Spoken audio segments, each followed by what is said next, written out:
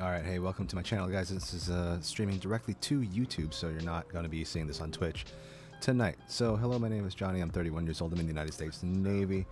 We all have that kind of deal. Hopefully, I'm just going to, do a few things with you guys. And today's little game is going to be Card Fight Vanguard. It's going to be another deck list. Thank heavens, I've already set this video up so that you guys can, read all about it, and all that other good stuff. So here I am. Hey, what's up? What's going on, YouTube? Anyways, if you're watching this stream, I'm gonna go ahead and go into a little deck list from a game that I actually like. So we're going to go ahead and get to it. Just making sure everything is all nice and crazy. So here we go. Here's part of my little desk over here, and there you are. So we're gonna go ahead and do a little deck list from a deck that I personally have feelings for, and the only reason why I do have feelings for is because I started with this this clan. Now, if you're looking at the screen right now, you're noticing it's Card Fight Vanguard. So this is going to be a Card Fight Vanguard deck list. If you just give me a moment, I'm going to go ahead and start organizing this while I talk about other random things. I've been with this game since BT06, and that's not GBT06, it's BT06, as in like the sixth set of the entirety of the game. So there is that. I've been playing for a while now. I've seen all the changes that's come and gone. But overall, I think the health of it it's fairly good at the current moment. I don't foresee it slowing down too much anytime soon. So if you guys don't know about it, then you guys have been out of the TCG scene for a while, or you just pay attention to whatever TCG that you feel is pertinent to you, and most likely that's either Pokemon, Magic, or TCG, Yu-Gi-Oh. So below those three major monsters, we have a company called Bushiroad, and that's from the people who created Yu-Gi-Oh. A couple of their creators didn't like the way that Konami was treating the game, so they decided to leave. And for good reason. I thought Yu-Gi-Oh was going into a completely different direction than I wanted it to. So I left that community. The community started getting toxic. The prices were soaring. I didn't like it very much after a while. I've had my fun with the game. Topped a couple regionals, top 32 and top 16. But I really never made it past that in terms of Yu-Gi-Oh itself. Now with Vanguard, it's a little different. I've actually had a lot of success with Vanguard, as well as a lot of failure. I got really close to top 8. The events are free, so if you guys are cheap like that, then feel free to join in the community. We're not a bad community. The Vanguard scene is actually quite helpful compared to Yu-Gi-Oh, where they just like to screw people over and rip people off, which I find very sad in a TCG. So alright, so I generally go over the main deck first before I go over the G-Zone, and we're about to do that here soon. And we're going to start with the grade 3s. The grade 3s are really easy. And this is always all opinion. This is just the grade 3s that I have found a lot of success with. And the first one I'm going to start with is the original Draconic Vanquisher. So yes, ladies and gentlemen, this is a Vanquisher deck. And here's the original. Alright, that's Draconic Vanquisher. His skill is whenever you stride, counter blast 1, choose an opponent's front row rear guard and retire it, and bind it. So it's a retire, hits the drop zone, and then binds. I do run 4 copies. Where's my 4th one?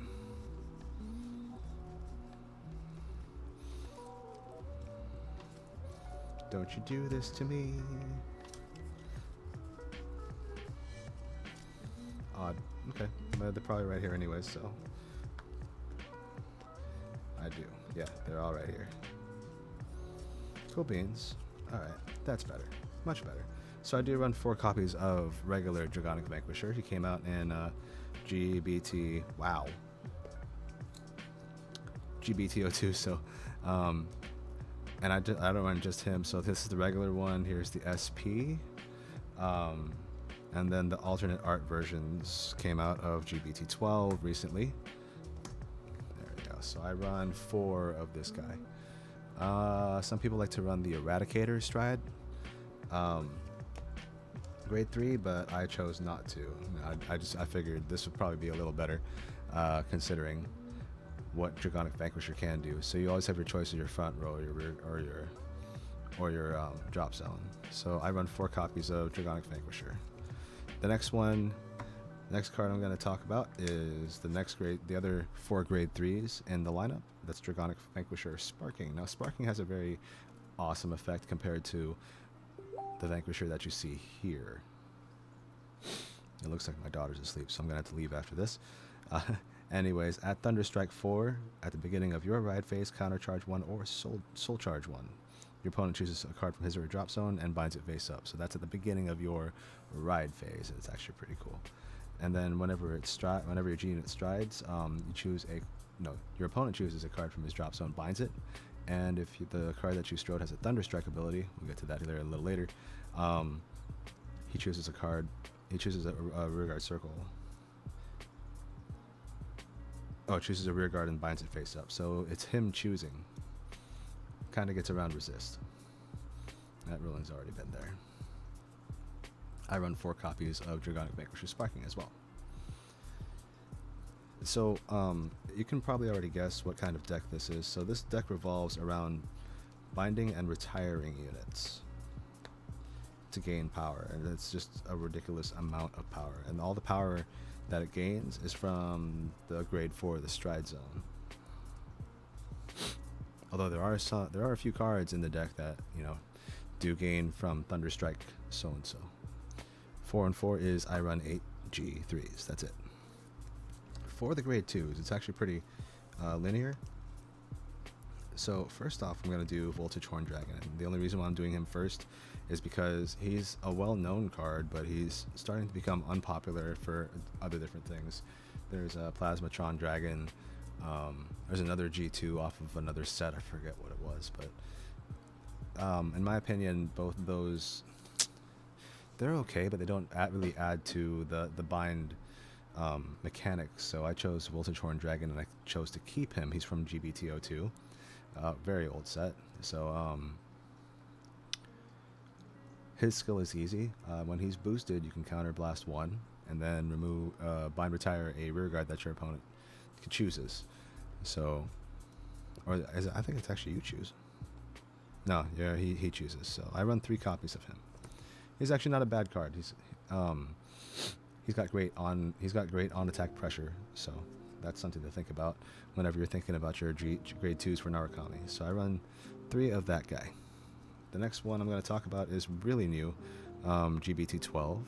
Her name is Circular Blade of the Strong Lightning, Grizel. Grizel is a very interesting card and a very powerful card. So she's one of the cards that actually gains off of Thunderstrike. So she has Thunderstrike 5, which means, so the Thunderstrike mechanic is dependent on the number of cards that your opponent has in the bind zone. So there is that. She has a Thunderstrike 5 ability that gives her a counterblast 1.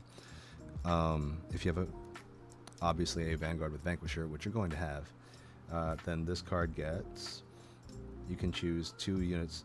So you can choose a Vanguard and then another unit to attack. So she'll attack 2.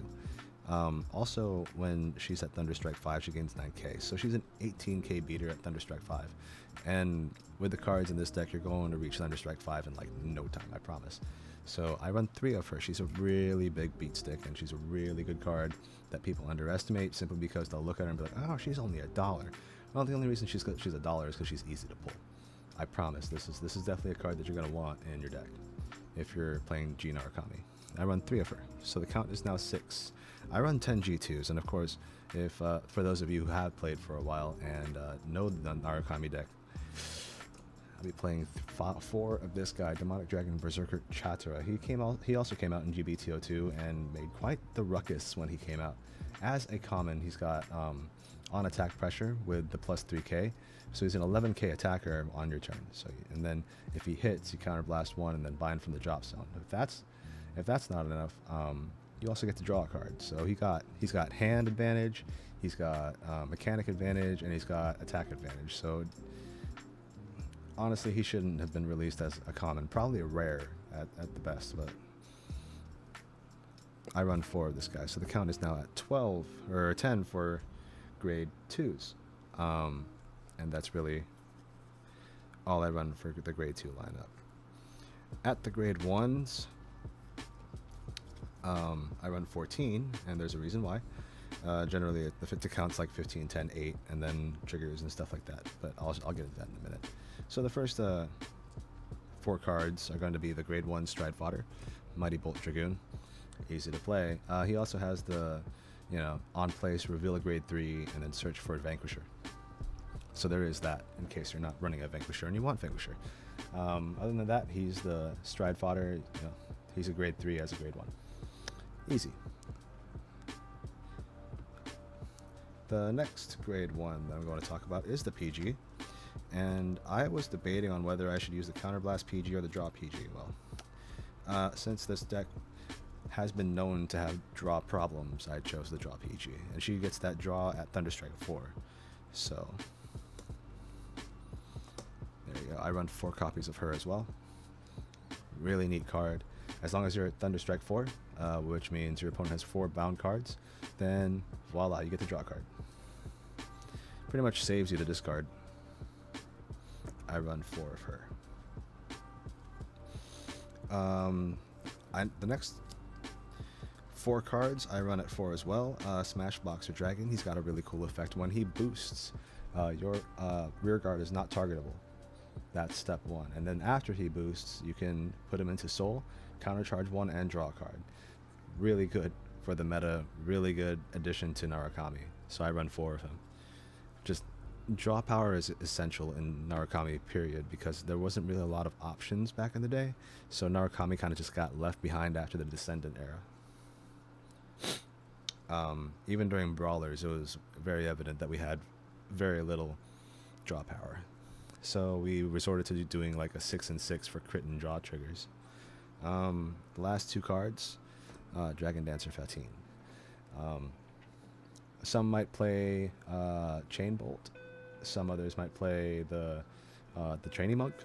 But I choose Dragon Dancer because she's easy. Thunderstrike 2. You're going to get there, I promise. And that's a Soul Blast 1 and draw card. Not really much else to say about that.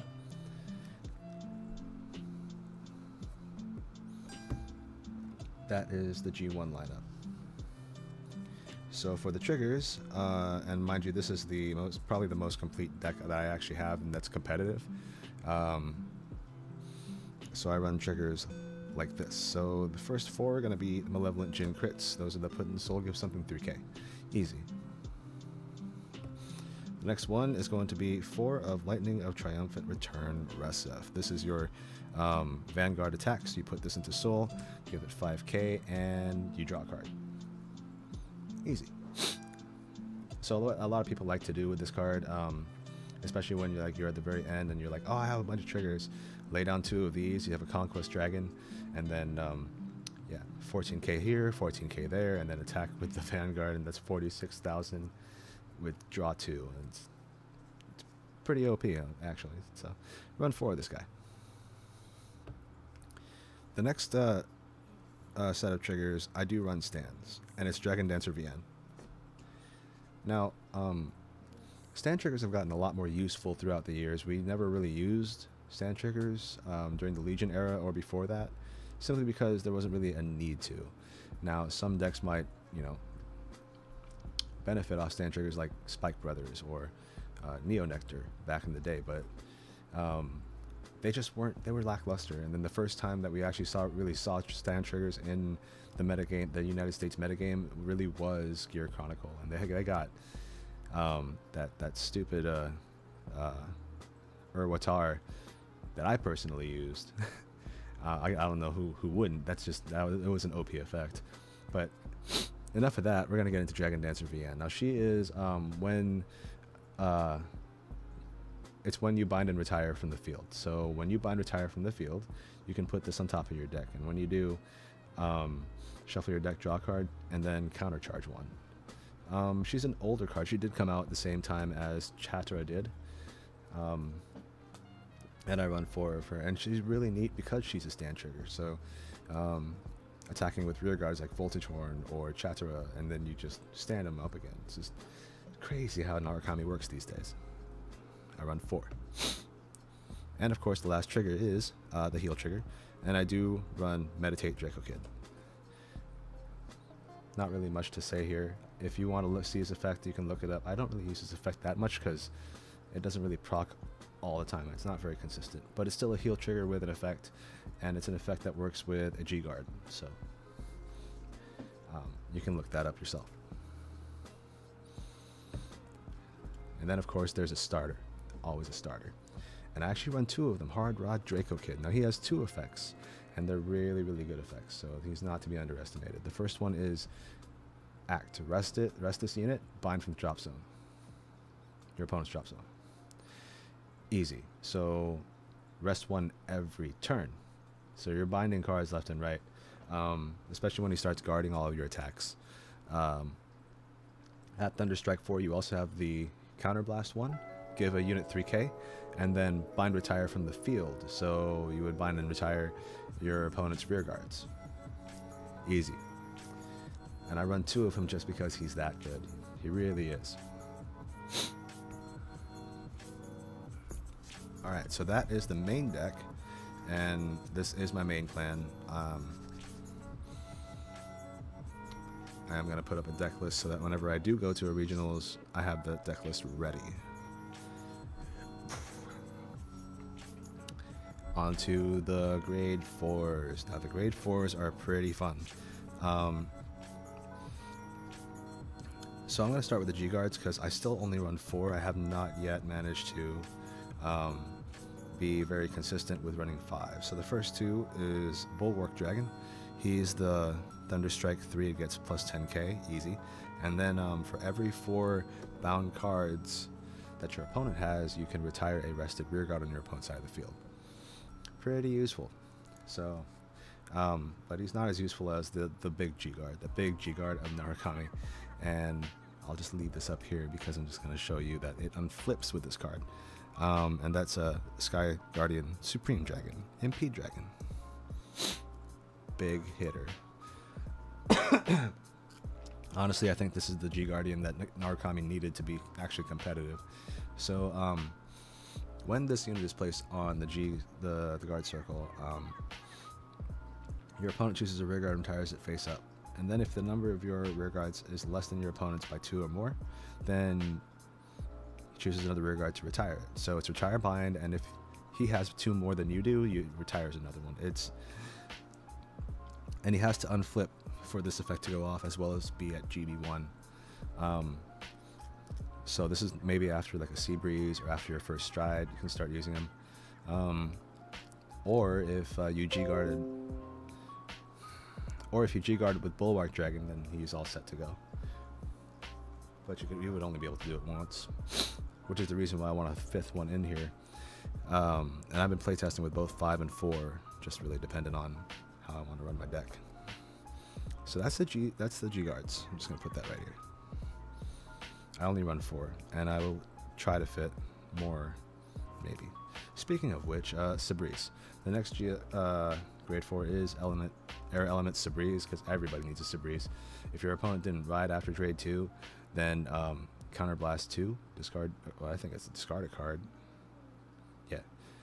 Counterblast 2, discard a card, and then you can stride them, even while your opponent's at grade 2. Super OP. We actually have like 3 copies ourselves, so between me and my wife. So that's Sabreeze. Everybody knows what Sabreeze does, because if you have space to fit them, then fit them. If not, sorry.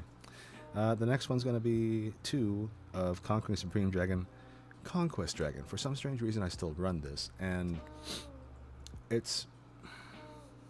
Some people might say, like, he's outdated, or... I'm actually going to focus this real quick. I'm not sure if it's been focusing very well. It's about as focused as it can get. But some people might say it's outdated. I still don't think so. Like, it's definitely an option whenever your opponent doesn't have anything to bind.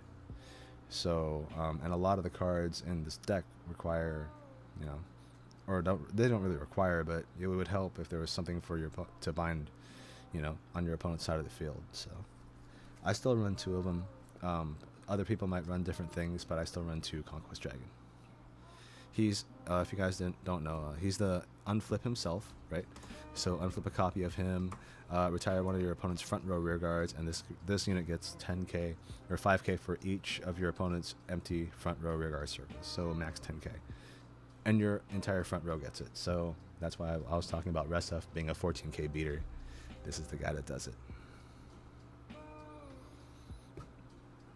The next one's going to be another old one, and that's a Conquering Supreme Dragon Draconic Vanquisher Voltage. I still run 2 copies of him, and here's why. So he's a lot like the other grade 4 rare Zoras, where he has the on-hit retire 1, bind 2 from drop zone, right? He has that effect whenever you unflip him over, but that's really not the reason why I run him. The reason why I run him is because of his GB3 effect. Now, granted, he gains both when you unflip a copy of him. He gains both effects. He gets the on-hit retire 1, bind 2, but he also gets a GB3 effect where your entire front row gets plus 3k for each bound card in your opponent's bind zone. So I mean, just imagine 17 cards in your opponent's bind zone, and whatever 17 times 3 is, that's your front row. That's a ridiculous number. I still run 2 of them just because of that pressure. The next card is pretty much the staple of the deck. I run 4 of him. Conquering Supreme Dragon Draconic Vanquisher V-Buster. V-Buster is one of the newer cards. He came out at GBT 12, and he's got a couple interesting effects, and his synergy with Draconic Vanquisher Sparking is really good. So his first effect is the Soul Blast 1, and then unflip a copy of himself. So no counter blasting whatsoever. And then it's the same as Sparking's effect, where you choose a card from drop zone, bind it, and then 1 card on the field, bind it. I think it's choose up to 3 of your units, and then they get 3k. So the plus attack is pretty cool, but it's more for the binding. And then his second effect is the kicker. It's the Thunder Strike 7. So if your opponent has 7 bound cards, he gains a crit and a drive, so it's a quad drive instead of a trip. Really good card. Really glad that they came out with this. This is another card I think Narukami needed to be, you know, in contention with being, you know, meta. Run 4. Second to last card, I do run the GB8. When this card is placed on the field, okay, Conquering Supreme Dragon, Closer Dragon, he hits the field, retire everybody's rear guards, and then bind your opponent's drop zone. The entire drop zone. So he doesn't have a drop zone anymore, it's in the bound circle. And that's not all he does. Your entire, I think it's all your units actually.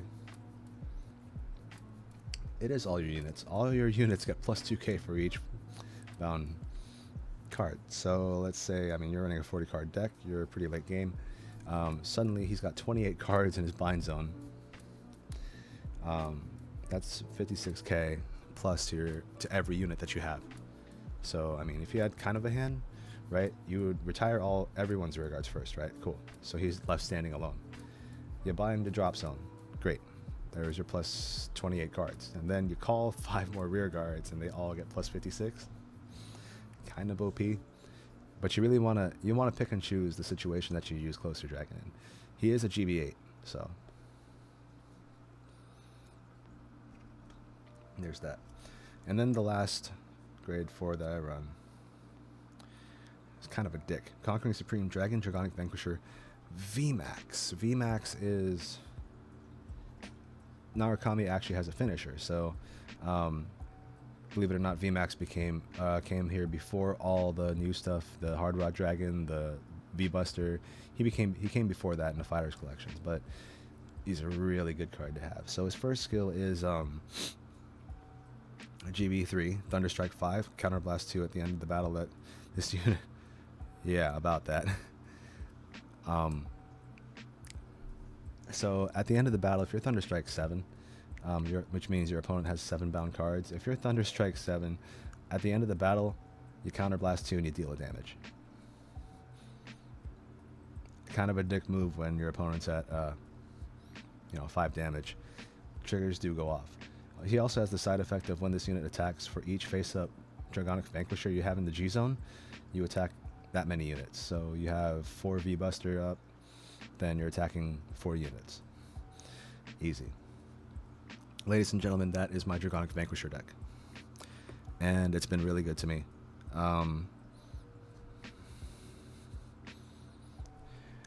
The deck as a whole is pretty complete right now. I do believe there's a few things I could do to it, like replacing Voltage Horn would be the last thing that I could do to it. But I don't foresee me doing that anytime soon, because I still believe that Voltage Horn to be a viable option as a grade 2. Maybe another finisher, maybe I don't know what else we could do with it. Something to replace Fatine with. A better draw engine, maybe. I mean, but it feels like the draw engine here is just, it's okay, but I feel like it could use a little more. So, ladies and gentlemen, that is my Dragonic Vanquisher deck. I will actually be right back with another deck list. If you guys choose to watch it, then great. If you guys don't, then I guess I'll see you later. But in the meantime, stay classy, and I'll come back with you with a lot more content. Later.